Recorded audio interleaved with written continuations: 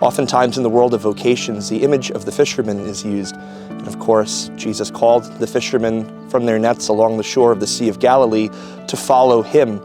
For me, that image is quite literal in many ways. Growing up here on Long Island, I spent a lot of time on the water fishing. My dad had a boat when I was growing up as a kid, and we spent a lot of time on the waters right around here on the South Shore. So I know well the reality, even though I wasn't a commercial fisherman in the first century like Peter and the other disciples called. I know what the work of the fisherman entails. A lot of patience, a lot of sensitivity to nature that surrounds us, to the water that we're sailing upon, to the elements, to the uncertainty of foul weather that can creep up at a moment's notice, and having to adapt to the environment that surrounds us.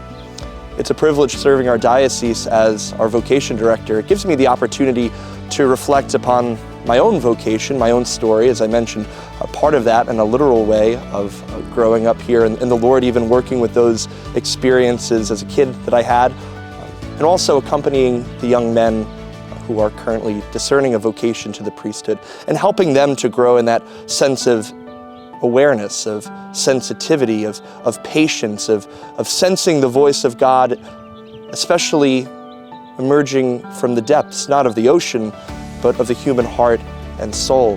And so as we celebrate this Eucharistic Congress together as a diocese, I just invite each of you, each of us, to continue to pray for the young men, the young ladies who have been discerning a vocation to priesthood and religious life. We pray for our seminarians currently in formation, preparing for ordination to the priesthood.